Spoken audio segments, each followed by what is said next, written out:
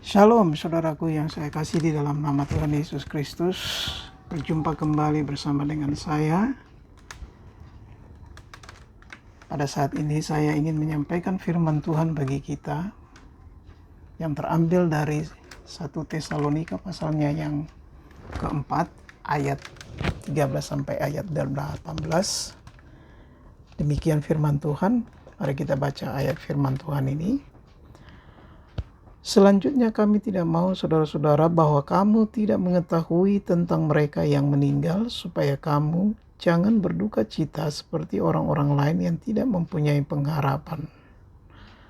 Karena jikalau kita percaya bahwa Yesus telah mati dan telah bangkit, maka kita percaya juga bahwa mereka yang telah meninggal dalam Yesus akan dikumpulkan Allah bersama-sama dengan Dia. Ini kami katakan kepadamu dengan firman Tuhan, kita yang hidup yang masih tinggal sampai kedatangan Tuhan sekali-kali tidak akan mendahului mereka yang telah meninggal. Sebab pada waktu tanda diberi, yaitu pada waktu penghulu malaikat berseru dan sangkakala Allah berbunyi, maka Tuhan sendiri akan turun dari surga, dan mereka yang mati dalam Kristus akan lebih dahulu bangkit. Sesudah itu kita yang hidup yang masih tinggal akan diangkat bersama-sama dengan mereka dalam awan menyungsung Tuhan di angkasa. Demikianlah kita akan selama-lamanya bersama-sama dengan Tuhan. Karena itu, hiburkanlah seorang akan yang lain dan perkataan-perkataan ini.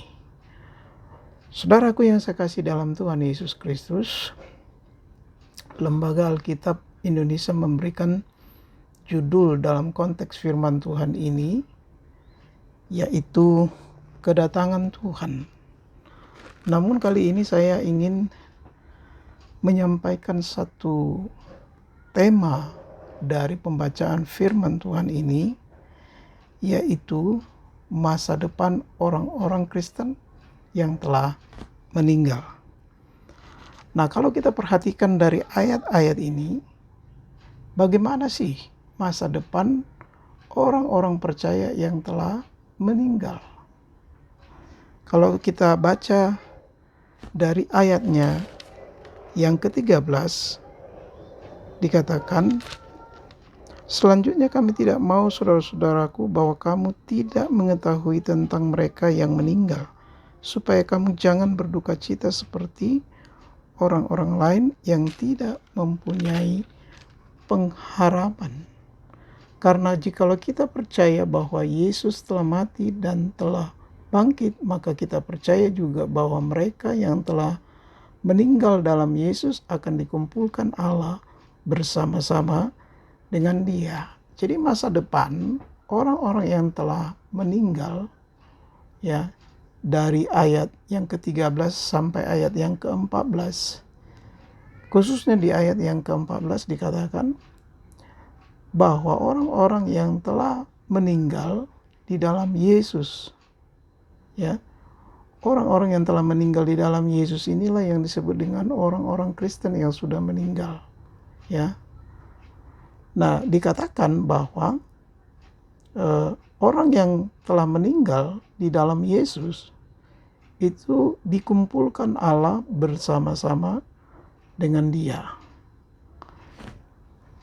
Nah, jadi yang orang-orang Kristen yang telah meninggal itu dikumpulkan oleh Allah bersama-sama dengan Dia. Yang dikumpulkan itu adalah rohnya tentunya, bukan tubuhnya, sebab kita tahu bahwa orang yang telah meninggal itu kan tubuhnya dikubur, ya, di dalam tanah, dan dia akan menjadi busuk lalu kemudian menjadi tanah. Tetapi rohnya itu dikumpulkan oleh Allah bersama-sama dengan Dia. Di mana? Ya, tentu di Taman Firdaus, ya, di surga. Nah, ini yang harus dipahami supaya kita ketika menghadapi anggota keluarga kita yang telah meninggal, kita tidak berduka cita, ya, seperti orang-orang yang tidak memiliki pengharapan. Biasanya orang-orang yang tidak memiliki pengharapan ketika anggota keluarganya ya telah meninggal, ya itu berduka cita bisa berbulan-bulan. Bahkan ada yang berduka cita secara ekstrim, misalnya nggak mau makan, sedih, kecewa, bahkan mungkin juga tidak bisa menerima kenyataan bahwa anggota keluarganya misalnya sudah dipanggil, ya sudah meninggalkan mereka. Nah, ada juga orang yang ya ketika menghadapi anggota keluarganya yang ditinggalkan, yang meninggal itu mereka ya selalu nangis gitu ya, selalu pergi ke pusara atau ke kuburan orang yang dikasihi yang telah meninggal tersebut. Ada banyak juga orang yang tidak terima, lalu kemudian mabuk-mabukan ya, lalu kemudian tidak mau makan dan sebagainya. Nih, orang-orang yang tidak memiliki pengharapan adalah orang-orang yang demikian. Tetapi kita yang memiliki pengharapan tidak boleh demikian. Sebab kita percaya bahwa orang-orang yang telah meninggal itu ya telah dikumpulkan oleh Allah bersama-sama dengan Dia. Nah, ini kita yakini karena Yesus pun telah mati dan telah bangkit. Jadi kematian dan kebangkitan Yesus di atas kayu salib menjadi jaminan bagi kita ya bahwa orang-orang yang bertobat, orang-orang yang percaya kepada Tuhan Yesus ketika ia ya meninggal, kita percaya bahwa ia akan diselamatkan karena kematian Yesus di kayu salib dan kebangkitannya adalah untuk menyelamatkan kita. Ya. Jadi Yesus telah menjamin keselamatan bagi setiap orang yang bertobat dan yang percaya kepada Dia. Yesus kan pernah berkata, "Akulah jalan kebenaran dan hidup. Tidak ada seorang pun yang sampai kepada Bapa kalau tidak melalui aku." Kemudian di dalam Kisah Rasul pasal 4 ayat 12 juga berkata, "Di bawah kolong langit ini tidak ada nama lain yang diberikan kepada manusia yang olehnya kita dapat diselamatkan selain di dalam Dia." Jadi Yesus itu adalah Tuhan dan Juru Selamat yang memberikan jaminan keselamatan kepada setiap orang yang percaya kepadanya. Di dalam Yohanes 3 ayat 16 berkata, "Barang siapa yang percaya kepadanya tidak binasa melainkan beroleh hidup yang kekal." Ini adalah jaminan bagi kita bahwa setiap orang yang telah bertobat dan yang percaya kepada Tuhan Yesus akan dikumpulkan Allah bersama-sama dengan Dia di surga. Lalu kemudian suatu saat nanti kita akan bertemu dengan mereka. Ya, di mana? Ya di tempat di mana mereka berada, yaitu di surga. Kapan itu terjadi? Yaitu ketika Tuhan Yesus datang kedua kalinya. Kalau kita baca ayat berikutnya, ya dikatakan ayat 16. "Sebab pada waktu tanda diberi, yaitu pada waktu penghulu malaikat berseru dan sangkakala Allah berbunyi, maka Tuhan sendiri akan turun dari surga dan mereka yang mati di dalam Kristus akan lebih dahulu bangkit.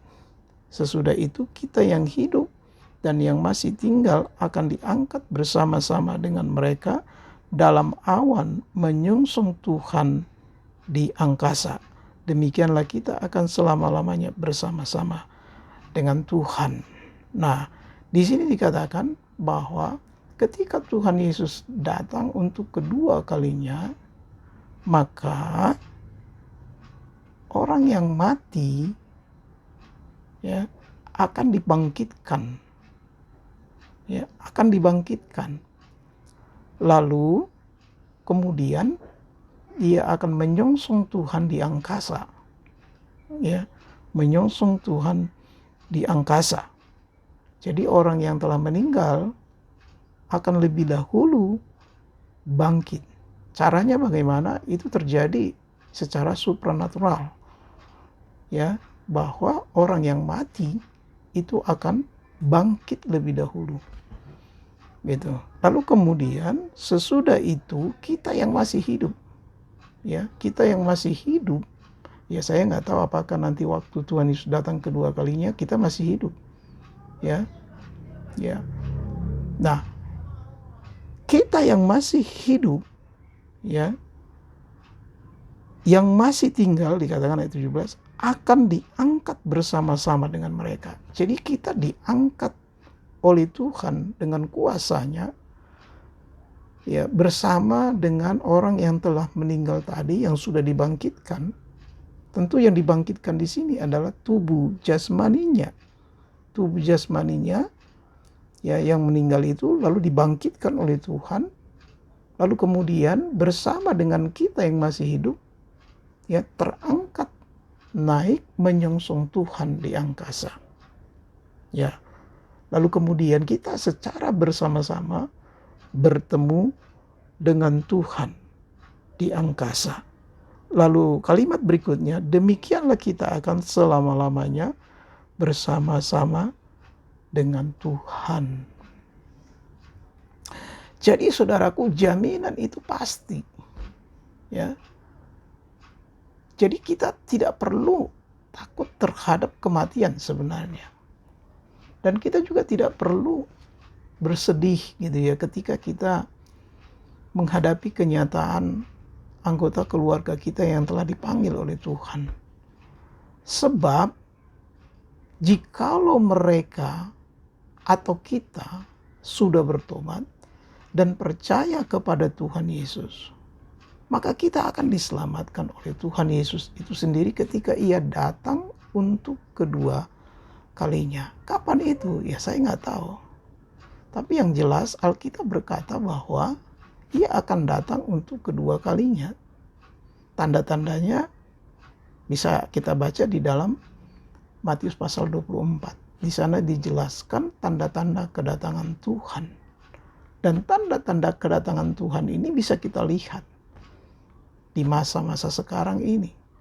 Dan kalau itu sudah terjadi, maka tidak berapa lama lagi Tuhan akan datang.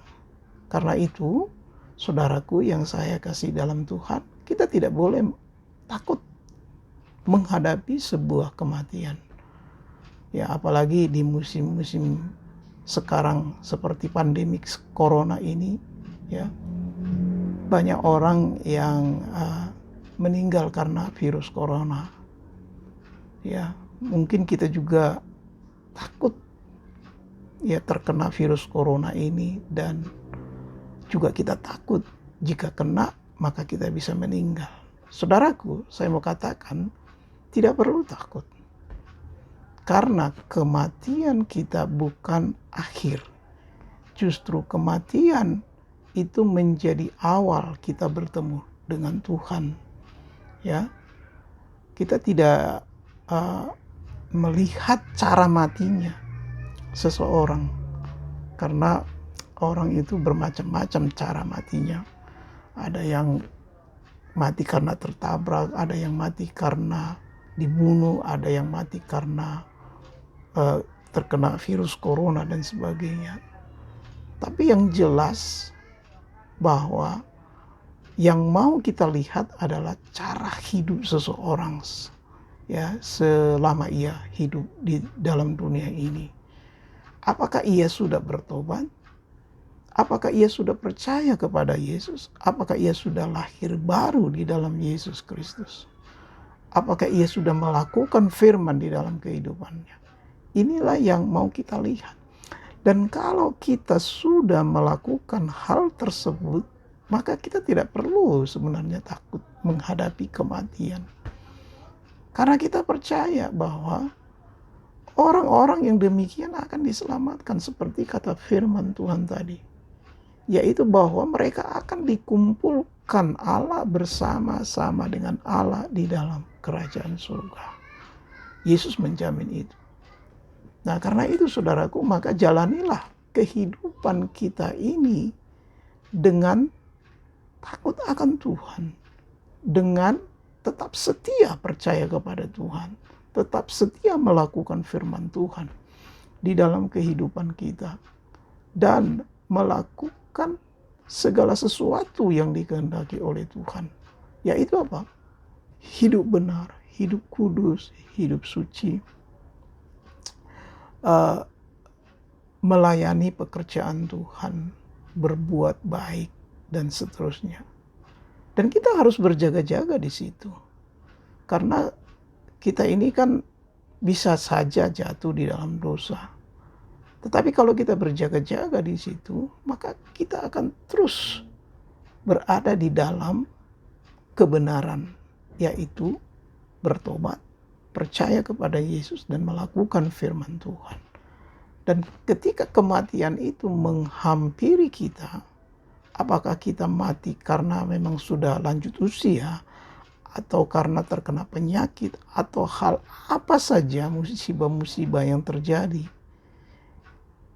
jika itu terjadi dalam hidup kita dan kita harus meninggal, maka tidak perlu takut. Karena kita percaya bahwa kita akan diselamatkan. Itu sebabnya Paulus kan berkata, hidup untuk Kristus, mati adalah keuntungan.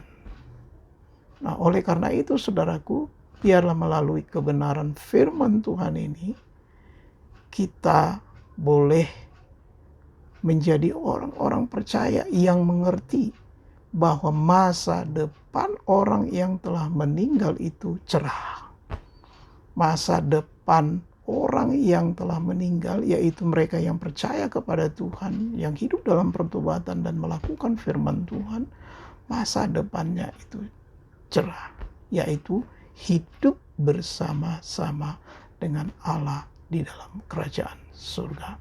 Biarlah kiranya Tuhan memberkati saudara dan saya, tetap berjaga-jaga, tetap setia kepada Tuhan, lakukan firman Tuhan. Tuhan Yesus memberkati. Saya mau berdoa buat saudara. Mari kita tundukkan kepala, kita berdoa. Bapa di surga, terima kasih, kami mengucap syukur kepadamu Tuhan dalam kesempatan yang indah ini. Kami boleh mendengarkan firman-Mu. Biarlah kami semua Tuhan boleh menjadi orang-orang percaya yang hidup di tengah-tengah dunia ini, yang takut akan Tuhan. Kami tidak tahu umur kami kapan selesainya, hidup kami kapan selesainya di tengah-tengah dunia ini. Tetapi melalui firman-Mu ini menguatkan kami bahwa masa depan orang yang telah meninggal, yaitu mereka yang percaya kepada Tuhan, yang bertobat, yang melakukan firman di dalam kehidupannya, masa depannya cerah karena akan dikumpulkan oleh Allah di dalam kerajaan-Nya. Terima kasih, berkati semua jemaat-Mu, siapa saja yang mendengarkan firman, yang menyaksikan firman, pemberitaan firman ini. Tuhan memberkati mereka, kuatkan mereka ya Bapa, sehatkan mereka dan lindungi mereka. Jika mereka menghadapi persoalan pergumulan di dalam kehidupan mereka, Engkau adalah Tuhan yang menjadi jawaban, yang memberikan jalan keluar. Jika mereka yang sakit, Tuhan sembuhkan. Jika mereka yang saat ini menghadapi persoalan, Tuhan berikan jalan keluar. Sehingga setiap anak-anak-Mu yang mendengarkan firman Tuhan ini, mereka terhibur, mereka kuat. Di dalam nama Tuhan Yesus Kristus. Dan kami juga berdoa buat semua orang yang saat ini belum percaya, belum menerima Engkau sebagai Tuhan dan Juru Selamat secara pribadi. Biarlah boleh menerima Yesus sebagai Tuhan, karena ada jaminan keselamatan di dalam Yesus Kristus. Terima kasih Bapa, demi nama Yesus hamba berdoa. Haleluya. Amin. Shalom. Tuhan Yesus memberkati.